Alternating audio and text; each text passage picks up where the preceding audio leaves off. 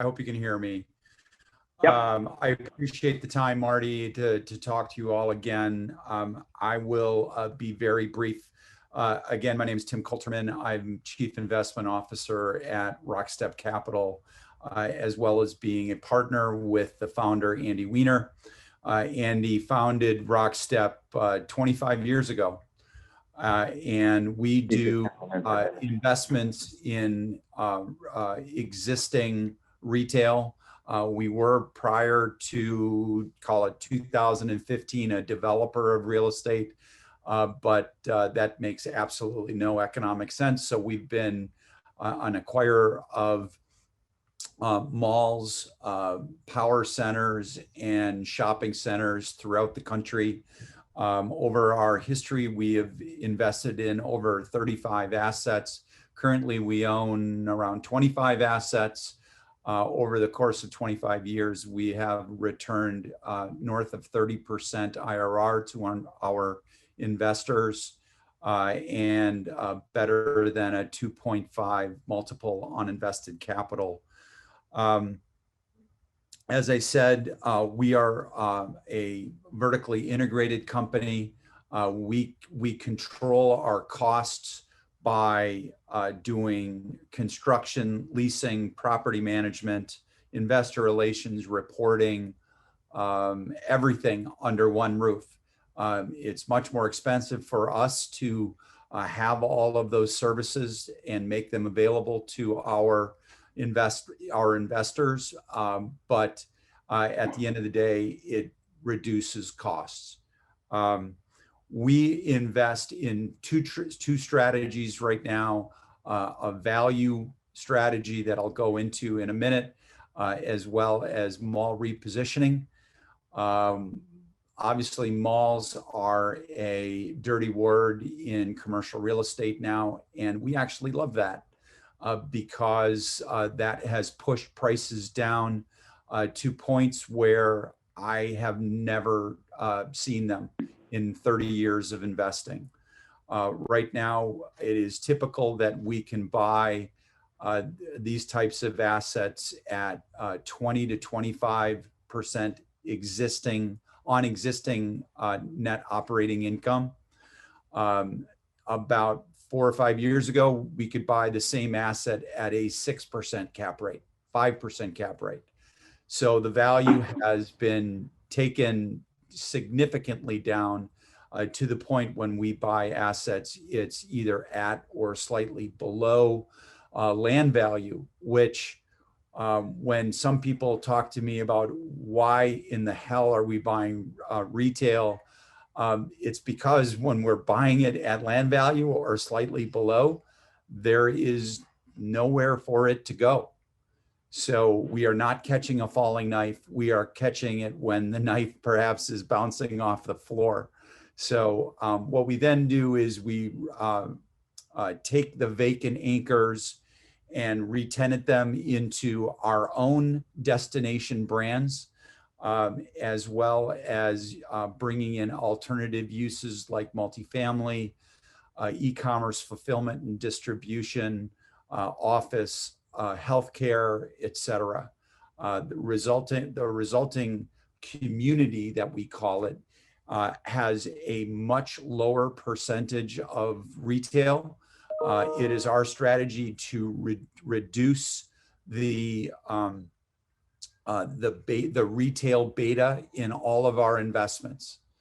It is the retail that we have will be supportive to the uses that we have put in place. On the value side, I spoke yesterday about our acquisition of 34 shopping centers across the country that are shadow anchored by Super Walmart.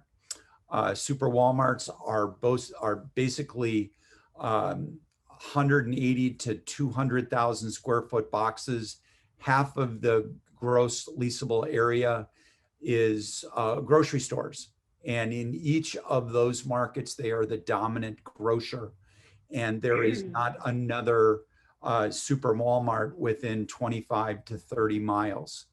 So consequently, the shopping centers that are adjacent to these super Walmarts are um, uh, very resilient, and were resilient, honestly, to COVID, and only lost 3% of their occupancy over the course of COVID, whereas over the entire nation, retail on average lost anywhere from 10 to 12 points of occupancy.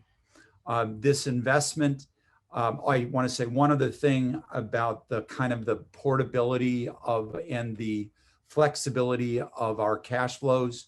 The tenants have been largely in place for over 10 years. In fact, 70% of the tenants have been in place for over 10 years, and 80% of the tenancy and gross revenue comes from national tenants.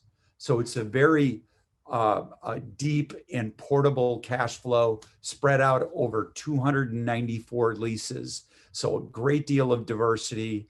We are going to be delivering 16 to 17% IRR and approximately a 2x multiple, which is unheard of in grocery anchored shopping centers. The reason why we're able to buy these cash flows so economically, if you will, is the seller is a offshore pension fund. This portfolio is the last in its vehicle and is frankly past due. So there is an economic reason for it to be sold, and consequently was sold at an 8.3% cap rate, when other grocery anchored shopping centers trade in the 4 to worst case 5.75 cap rate area. So what we're going to do is we're going to buy the portfolio, and over the course of the next 3 to 4 years, we are going to sell these assets individually and monetize that arbitrage between 8.3 and what the comps say, which is on average 6.93%. We think we're going to make about $40 million on this transaction. About 65% of that P&L is going to be generated by this buy wholesale, sell retail strategy, as well as I said earlier, we lost about 3-4 points of occupancy during COVID.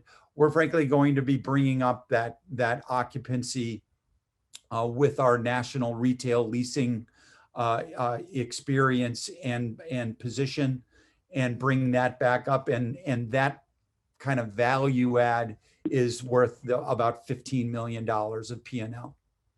So that is, in a whirlwind, a summary of what we're doing. Would love to take any questions, or would love to talk to you about that specific deal on an individual basis. Hey, Tim, I just have one quick question, which is, what's the size of this opportunity, and what's the size of this industry, like in terms of the retail industry, in terms of, how much dedicated space is out there, et cetera? I have to be brief because I've got to move on to the next speaker. If you can just get some perspective, how long do you think this opportunity will last? Sure, we're buying this asset for $109.25 million. We're raising approximately $25 million. So that's the size of this opportunity. The size of the mall repositioning strategy is huge. 35-ish sort of $1 billion of malls that we believe are worth less than their debt. Over the next 3 to 5 years, it's going to be a very interesting time to be in our business, and is really the reason why I'm doing what I'm doing, because the opportunities are so great to be buying assets at a basis of land value is basically unheard of, where we can buy, literally, when we underwrite these assets, we buy our vacancy for free. We never think it leases up, not ever. So we're buying cash flow. Our cash on cash returns are north of 12%. Ask yourself in other financial assets if your cash on cash return gets close to that. So with the value add or the vacancy as a kicker to the deal. So I think on a return basis that these This strategy is going to be delivering mid-20s minimum and with 2.5 to 3 times multiple. Right, and there's a political reason for why people want their malls to either be sold or reconfigured, right? And people don't want to have empty stores that aren't generating tax revenue, right? Or paying real estate taxes. Exactly. Malls bring a tremendous amount of tax revenue to municipalities. And, you know, if you've got vacant malls, they become tired and kind of blighted. And they're usually malls. And one of the reasons why we love it as well is that they're so incredibly well located. Nobody wants a blighted asset in the middle of town. So we think that there's a great opportunity. And frankly, the municipalities are now willing to work with us to help us with zoning issues, to help us bring in other uses that will literally re-energize these malls / what we call communities that we're building, to actually make them attractive for, you know, apartment buildings, and again, e-commerce, fulfillment, distribution, office, and let us literally repurpose the best locations in each market and deliver what the community needs.